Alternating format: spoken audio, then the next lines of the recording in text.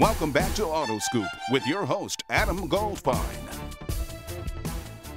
We're here with Tony Schumacher, six-time world champ, top fuel series. Tony, thanks so much for taking the time to talk to us. Oh, it's great to be here.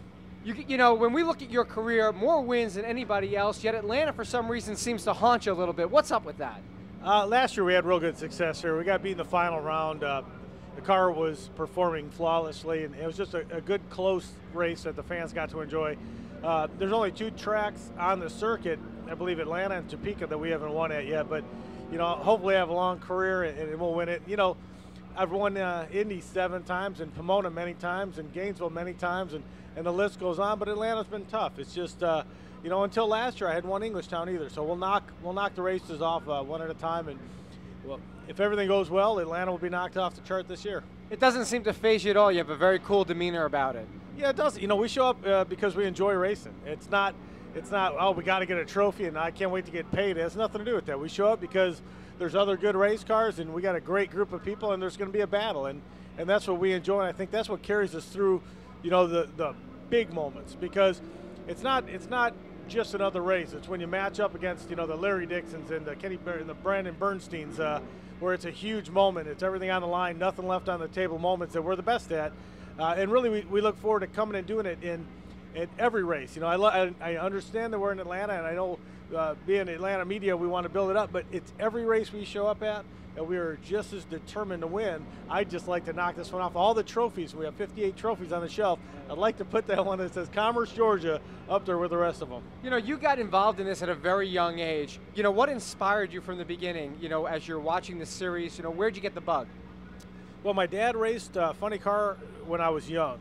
When I was 5, he retired, but to run our family business. But Don Garlis and Shirley Muldowney and these big names would stop by. I live in Chicago, and they'd stop by on the way through Chicago to Indianapolis, and they'd be having dinner, and they'd be talking about how much they couldn't wait to get to the race. And you know, as a young kid, 5, 6, 7 years old, there's a group of people that can't wait to get to work, and you know, you watch that happen, and then you start to watch the movies and the tapes about them, and man, was it cool, you know. And I wasn't thinking at 5 I got to be a champion. I was thinking I just can't wait to get in the car. And I think that's what, when the huge moments are in front of you, huge moments, you got to win a race to be the champ, or you know, set a world record. That's what you have to get back to. You have to remember that, you know, when just a few years ago you just couldn't wait to get in the car. It had nothing to do with the pressure. It was just about doing it. You know, you share that excitement as you talk all over the country, especially like with the youth education series. Tell us about your relationship with the Army. Well, with the Army, you know, the Army signed on our car 9 years ago, and we started what's called the YES program, Youth and Educational Services. We bring out every high school kid, college, trade schools from not only Atlanta, but sometimes local states, surrounding states. People drive 4, 5, 6 hours to get here. And they'll get here and we'll give them a ticket to get in the race, but before they do, we sit all these kids down, we talk to them about being part of a team. And I don't care what it is. I bring up goals. I tell them how I got here, but I tell them how waking up in the morning and spending a few hours deciding what you want to do before you're stuck in a job. You know, with a boss you don't care about. You want to choose your job so that you can get up in the morning and it's not the money, it's what you look forward to. It's a career, it's something you wanted to do. And I think that's the most important thing. And you know, and we bring the Army out to show them a career, but that is not only what they're here for. They're here to get some perspective on what life is about. I drive a U.S. Army race car, one man in a car with 8 other guys doing a job equally important to win that race. And they get to see it for the first time, a real good team, a group of guys that are out sacrificing for each other, and I think it's pretty impressive for them. You know, there's been some changes with your team over the past couple of years. How does that affect your outlook going forward? I know you're ahead in points, so you obviously have some magic, and there's a little secret in the sizzle there that's allowing you to, you know, to build that esprit and that culture, that winning culture as you go forward. Well, you know, last year, the last 5 years, we won the championship with a crew chief, and his name was Alan Johnson. He was an amazing man and an amazing team that we had.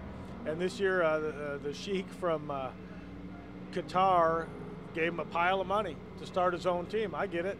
You know, he started his own team, left, took the whole team. But we had to bring in new people, and we had to fill a spot, huge shoes. The crew chief, that was amazing. And people said, oh, Schumacher, you can't win without Alan Johnson. You know, you had a gift for the last 5 years. And I said, yep, I appreciate the gift. I'm very, very appreciative of him coming and working with me for 5 years. And if I never win another race in my life, thank you for giving me that gift. That's amazing. But don't underestimate the rest of the guys either. Don't underestimate the fact that we don't pick guys out of a Cracker Jack box. We're going to hand select them to be on this team. Hand select the crew chief, hand select each guy on this team. And I'm going to get in a car and trust that they did a phenomenal job.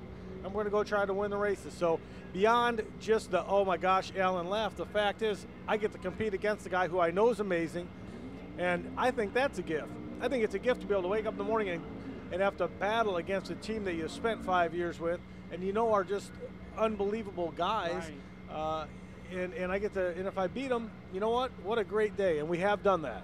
Well, you know, what's so nice is that you bring such focus and such energy to the deal. Now, from a speed standpoint, obviously, some of the kids maybe at home want to know, how's it feel to go over 330 miles an hour?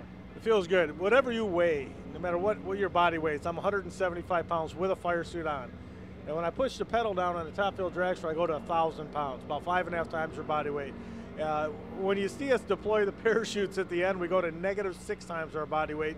And the whole way we're moving and shifting, and the car's wheel standing and blowing fire out of it, and you know, it's survival at that point. It's fantastic. You know, it's been great to talk to you, and we really wish you a lot of success. We're going to be following your races, and we're hoping that we're able to present that Commerce trophy for you so you can add to your mantle. That would make, what, 59? That'd make 59, and I'd be very pleased. You know, we're really glad that you took the time to talk to us. Congratulations with the Army program. We think that's a wonderful thing as well, and like I said, you got some big fans in us. Thank you, guys. Thank you. Appreciate it, Tony.